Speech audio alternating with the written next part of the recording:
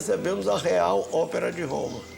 Nós ouvimos essa história e eram de tal maneira fantástica, que nós, então, olhando um para o outro, dissemos, isso vale uma ópera. Vamos fazer uma ópera, vamos. Quem era o cara que tinha capacidade para fazer isso? Perdigão. E fizemos uma ópera em 5 atos. A Fuga de Danilo Moura. É claro, influenciado por aquelas áreas e aquela coisa toda que ainda estavam nos nossos ouvidos, né? E aí juntamos, primeiramente, Perdigão, que fez grande parte do libreto da ópera, Luiz Felipe Perdigão, o Rui Moreira Lima e eu, a parte musical.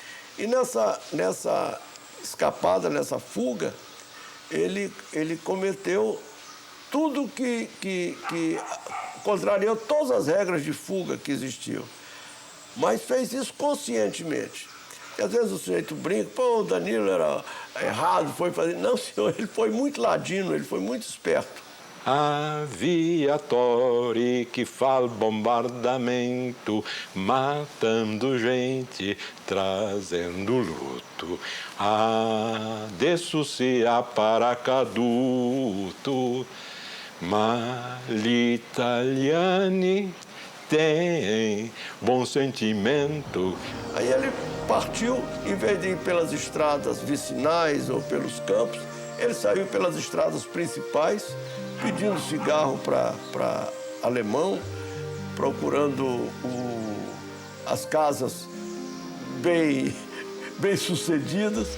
E ele então pedia água.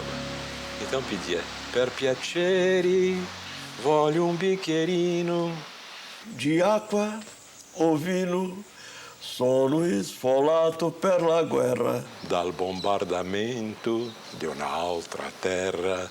Ele fazia isso porque a figura dele estava, de fato, deplorável. Ele estava machucado, estava ferido, qualquer pessoa teria pena. Ele contava uma história de cobertura dessa, mais por gestos do que por palavras, porque ele estava com a boca muito inchada. E alguns italianos o acolhiam sem a carteira de identidade, outros não aceitavam a história dele, brigavam com ele, não, para fora daqui, eu não quero via. Então, na ópera, nós fizemos isso mais ou menos da seguinte maneira. A pessoa que ele se aproxima na casa pergunta da carteira de identidade. E ele diz que não tem carteira. E aí, então ele responde, senza carteira che si può fare, buonasera, andare, andare. Signor vedere, per piacere. Senza portare una carteira, só buonasera. E bum, bate a porta na casa dele. E lá vai ele de novo, naquela caminhada em direção ao sul, que é a nossa base, passando por coisas incríveis. Ele se deu conta que estava do outro lado do pó. Aí disse, puxa, como é que eu vou atravessar? E fez 4 tentativas para atravessar o pó. Nesses 4 locais, ele não tinha um passe. E entrava na fila, chegava lá, o pessoal levava um passe pro alemão, dizia Heil Hitler, o alemão dizia Heil Hitler, o guarda, passava. E ele só chegava lá e dizia Heil Hitler e voltava para trás, porque ele não tinha passe. Escondido num monte de feno por um italiano, Danilo esperou 3 dias até que o passe para a travessia fosse arranjado. Mas ele ainda precisaria de mais um favor dos italianos. Quando atravessou o rio, ele pediu a bicicleta do italiano. Você pode dizer, esse é meu instrumento de lavouro, eu trabalho com isso e tal. Ele disse, mas, poxa, estou cansado, olha aí como é que eu estou. Ele estava realmente, ele perdeu 19 ou 20 quilos naquela travessia, com muita fome. Aí o Seito emprestou a bicicleta para ele. No final da guerra, ele deu uma bicicleta nova lá para o italiano, deu dinheiro, levou mantimentos. Ele, 6 dias depois de Sassuolo, ele chegou em Pisa. E a chegada foi sensacional. Esse reencontro para o comandante Nero Moura foi pessoalmente especial. Eu estava em operações, aí entra o Nero Moura, nosso comandante, um lenço branco no pescoço, aí diz assim, Osias, sabe quem está aí? Eu digo, não. Meu irmão, Danilo está aí. Pela primeira vez eu o vi vibrando, mas vibrando de alegria. Seu nome é Danilo de Moura. Seu posto é segundo tenente. BO é 345. E agora, me conte toda a sua história. Não conto, nem posso contar. Porque, meu amigo, perdeste a memória. Ele não é isso, Miranda disse, para eu não falar. Uno brasiliano aviatori, paracaduto, papum. Assis, outro piloto abatido do grupo, estava voando numa missão de bombardeio em 21 de janeiro de 45. O alvo, um depósito de combustíveis nos subúrbios de Piacenza. Seu ala na missão era o tenente Meira. Nós já tínhamos feito o bombardeio picado e estávamos fazendo a procura de objetivo de oportunidade quando ele disse, vamos voltar, que eu fui atingido. E ele aí começou a subir e eu encostei e comecei a voar embaixo do lado, procurando identificar algum estrago maior que o avião tivesse sofrido. E realmente não vi. Aí disse a ele, olha, Assis, não consigo ver nada que demonstre assim, alguma coisa maior. Ele disse, não, mas eu estou voando, segurando com as duas mãos. Tá muito difícil comandar o avião, alguma coisa deve ter acontecido.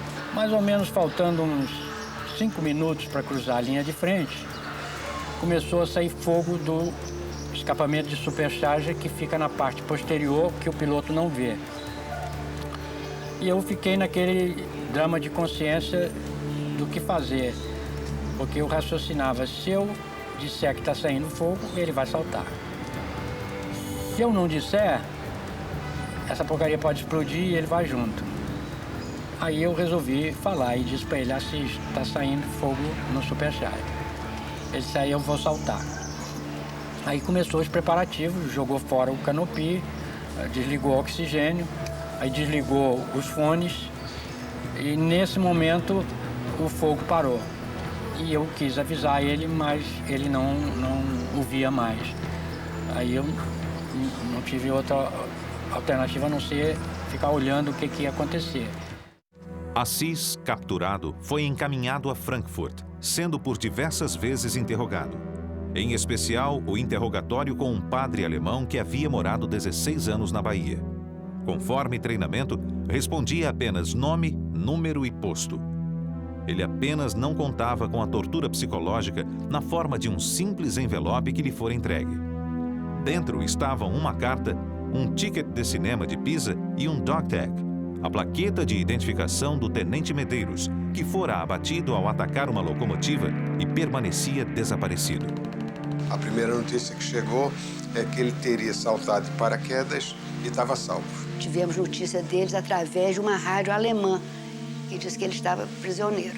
E a Yolanda, que era a noiva dele também, e que também estava sempre lá em casa, eu disse, Yolanda, não se preocupe, o Maurício está bem lá com os alemães, mas ele vai voltar porque está prisioneiro.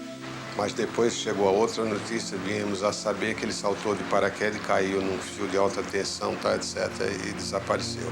E na realidade, Maurício havia morrido.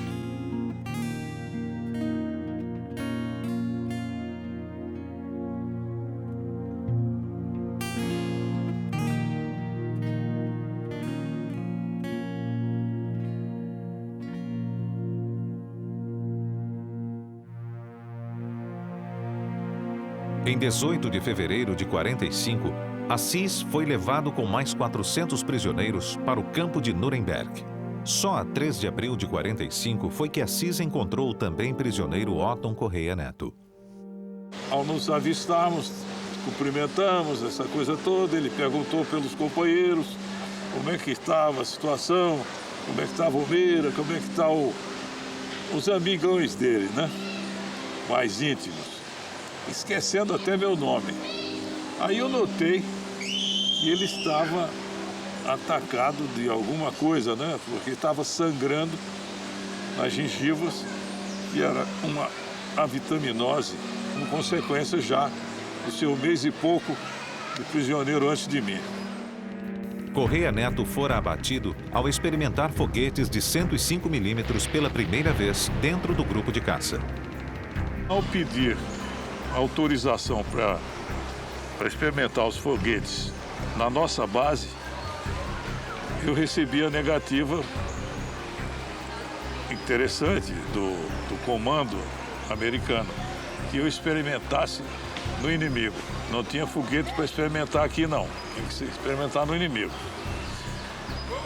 A minha dúvida era o seguinte, que, como eu hoje sei, depois da experiência, que o alcance do foguete para você chegar, a distância é boa, essa distância é muito próxima. Ao atirar 1, 2, 3 vezes, eu fui atingido antes.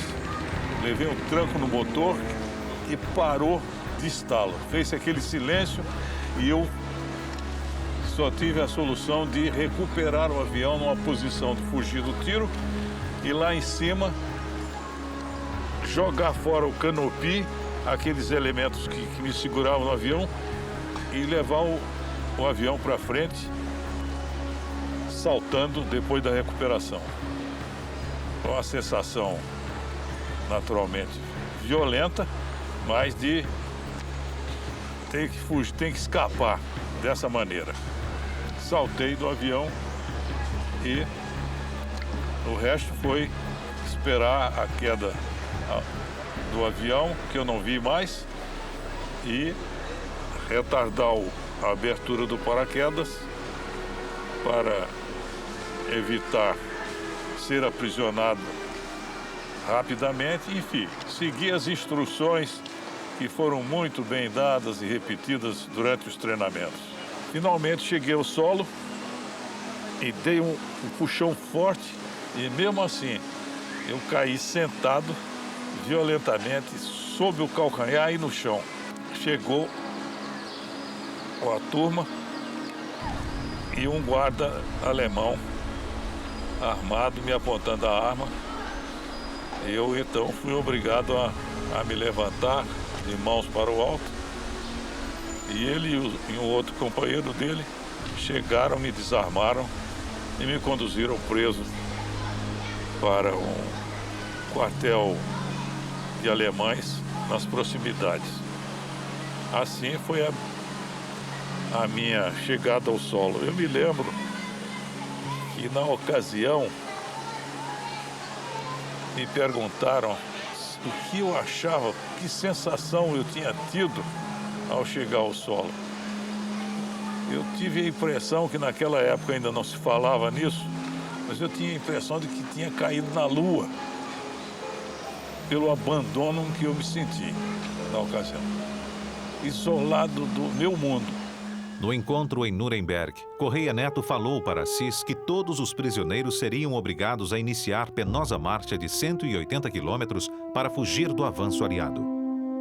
Com ele, especificamente, e com o Correia Neto, aconteceu um fato que é proibido pela Convenção de Genebra. Quando as tropas aliadas começaram a chegar, eles evacuaram esse campo para um campo mais à retaguarda, obrigando que os prisioneiros andassem 2 ou 3 dias e noites debaixo de chuva, o que é terminantemente proibido. Foi quando o Eisenhower fez até uma proclamação: se isso acontecesse novamente, eles começariam a matar prisioneiros alemães nos Estados Unidos. Durante essas marchas que fizemos, muita coisa aconteceu com relação ao comportamento dos prisioneiros e dos próprios americanos, companheiros que se faziam de enfermeiros para socorrer os outros. Quer dizer, esses andavam mais do dobro. Eles andavam, voltavam, davam remédio, voltavam para acompanhar os companheiros doentes. É uma demonstração de solidariedade, de companheirismo a toda a prova. Isso eu vi, não esqueço nunca mais. A 15 de abril de 45, entraram no campo de prisioneiros de Mosberg, a nordeste de Munique. A permanência em Mosberg foi até 29 de abril, dia que as tropas do general Patton invadiram a cidade. Houve umas rajadas de metralhadora que assustou, fez muita gente procurar abrigo e, em seguida, uma gritaria infernal, mas ao mesmo tempo alegre. Foi o que aconteceu quando as tropas ultrapassaram o campo e não se via mais guarda nenhum, todo mundo meteu o pé e nós ficamos felizes de ver no outro lado da cidadezinha de Moosberg a bandeira americana. No dia que ele chegou, eu fui recebê-lo lá no campo, né? Aí quando ele desceu do B-25, eu confesso que intimamente eu olhei para ele e disse assim, poxa, não deve ser tão difícil esse negócio de prisioneiro, porque ele estava gordinho, recheado, entendeu? Aí chegou e entregaram ele para os médicos, né? Uma semana depois, o homem estava emagrecendo assustadoramente. Aí eu ainda mexi com os médicos, pô, o cara vem gordo, o cara na mão de vocês aqui, vocês estão emagrecendo. Ele disse, Meira, estava inchado. Quer dizer, ele tinha tido piorreia, basite, tinha passado o diabo naqueles campos de concentração, não propriamente de maltrato. Há um engano muito grande ao longo dos anos. Aquilo que se vê no cinema, dos judeus e tudo aquilo era um problema estrito da SS do Hitler. As Forças Armadas não participavam daquilo. É claro que a vida era difícil, no lugar de dormir 10 tinha 40, não tinha comida, mas aquele tipo de atrocidade nunca foi.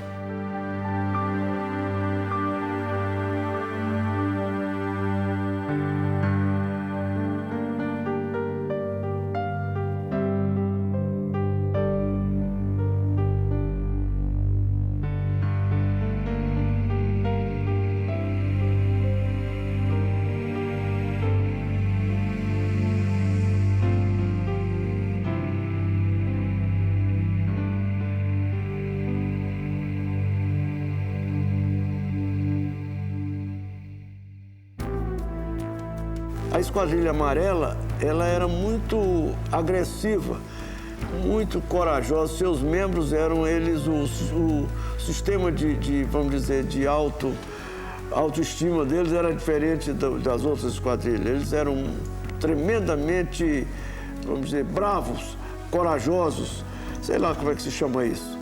Então, eles perderam essa esquadrilha toda. Caiu o Joel, caiu o Danilo, caiu o Dornelles, caiu o Medeiros, caiu o Brandini, caiu o Mota Paz.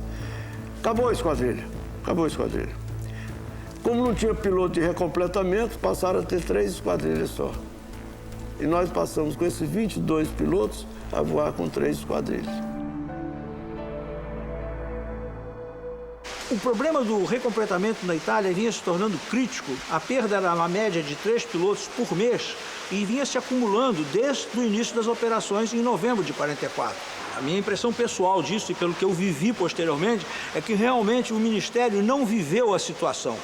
Foi criado o grupo de caça, foi mandado e todo mundo ficou esperando. Ninguém tomou uma providência de continuidade da operação. Uma operação de guerra não é uma coisa que a gente decida, entre nela e saia fora. A gente tem que dar uma continuidade, tem que haver suprimento de material e tem que haver ressuprimento de pessoal, que é o recompletamento. Sem isso, a unidade simplesmente para. A minha turma foi a última que terminou o treinamento de P-47 nos Estados Unidos. Quer dizer, a questão pessoal é mais de frustração de não ter conseguido aquilo que desejava. Não veio o recompletamento, nós aí passamos a voar mais. Voando mais, nós nos tornamos veteraníssimos. E no final da guerra, as 2 últimas semanas da guerra, também não é mil planos ser brasileiro, não. Era obrigação nossa. Nós enxergávamos muito mais do que os americanos, que eram rapazes que tinham 250 horas e estavam entrando em combate. Quer dizer, eles não tinham a obrigação de ter aquela experiência que nós tínhamos, e nós tínhamos. Até abril de 45, os alemães estavam localizados na linha gótica.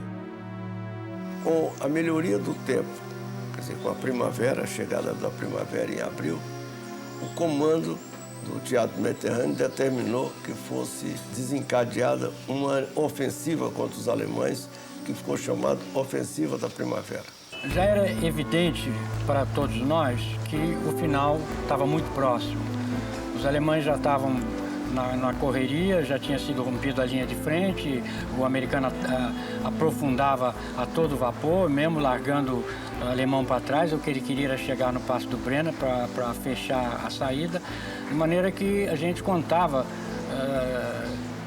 que estava por poucos dias. Houve a convocação dos comandantes de unidades de caça, lá na sala do 350, do coronel Nilson, que era o nosso comandante operacional, e ele disse o seguinte: olha, nós vamos fazer entre 6 de abril e 29 de abril um esforço máximo. Esse esforço vai constar de 44 sortidas diárias. Virou-se então para o coronel Nero e disse: olha, Nero, os seus rapazes já chegaram ao limite da resistência humana. Eles não precisam mais fazer esse esforço, inclusive porque vocês só têm 22 pilotos e eu não vou exigir que um piloto de vocês faça 2 ou 3 missões por dia. Aí o Nero respondeu: não, eu não vou. Antes de tomar essa decisão, eu vou consultar o meu pessoal, meus rapazes, o pessoal de apoio e os pilotos. Nós estávamos ali voluntários e não, brigadeiro, coronel, não vai se fechar o grupo, não. Seria uma vergonha para o Brasil se aquele grupo de voluntários fechasse. Por que fechou? Fechou porque não tinha mais voluntário, quando não era verdade. Aqui estava cheio de voluntários. Então, nós topamos. Começamos a ofensiva da primavera, nesse mês de abril. Foi um mês duro para nós, a beça, porque os 3 pilotos da estatística foram perdidos. Foi perdido o Dornelles, morto em combate, o Santos, morto em combate, e o Coelho, prisioneiro de guerra, foi ferido em combate, o Pessoa Ramos. O saltou de paraquedas, o Goulart, em território amigo. Foi uma festa como em termos de esforço de guerra e perigo e baixas. Nós sofremos muitas baixas. Decolamos e já era uma daquelas missões, embora ofensivas, sem alvo predeterminado, porque já era no recuo e na fuga dos alemães. Então o Dornelles decolou, passou sobre La Spezia, o porto de La Spezia, e subiu no eixo ferroviário que ia finalmente dar lá em Milão. O Dornelles saiu da esquadrilha, nós estávamos voando baixo porque havia uma cobertura de estratos baixos, saiu da esquadrilha e foi atacar o trem. O número 2 foi atrás dele, eu fui também, e o 4. Mas quando o Dornelles passou, ele já foi atingido na ida e já saiu pegando fogo, foi bater nos prédios da cidade. Logo adiante, eu ainda gritei para o número 2, entra sobre outro ângulo, tal coisa, papá, e nós não fomos atingidos. De maneira que foi uma triste fim de guerra para o Dornelles, e nós todos ficamos muito impressionados com aquilo.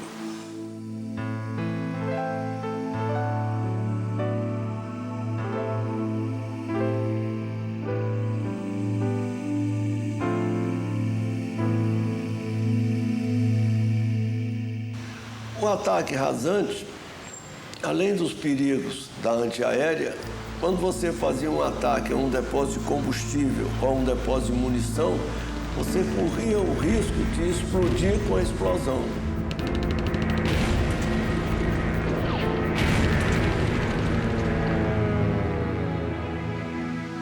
Porque uma coisa é ser abatido e a pessoa saltar de paraquedas.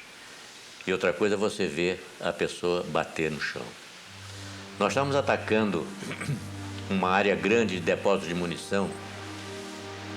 Para você ter uma ideia de grandeza, era uma área descampada, vamos dizer, de 500 por 500 metros, grosso modo, onde havia várias cabanas meio enterradas no solo.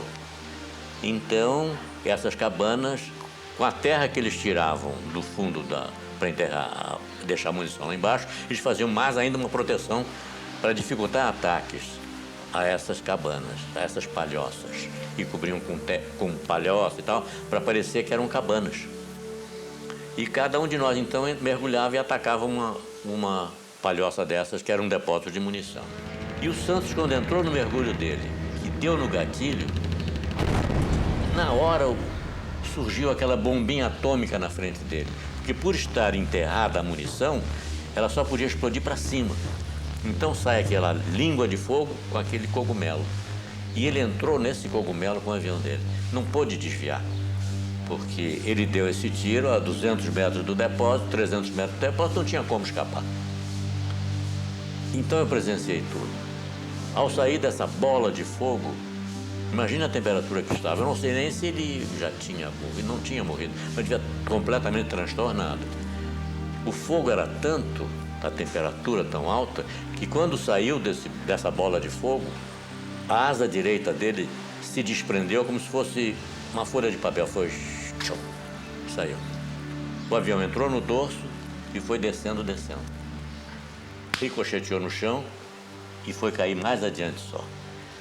Eu só pude saber mais tarde, depois de terminada a guerra, eu fui ao norte da Itália, a nordeste, porque o coronel Nero mandou 3 expedições para o território inimigo recolher pilotos que tivessem saltado de paraquedas ou pilotos que tivessem morrido.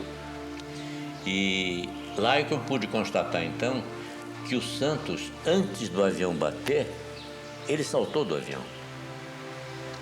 Ele caiu, vamos dizer, uns 200 metros antes do avião bater no chão, no primeiro ricochete. E no segunda batida, então, é que o avião bateu, explodiu e fez uma cratera do tamanho dessa sala.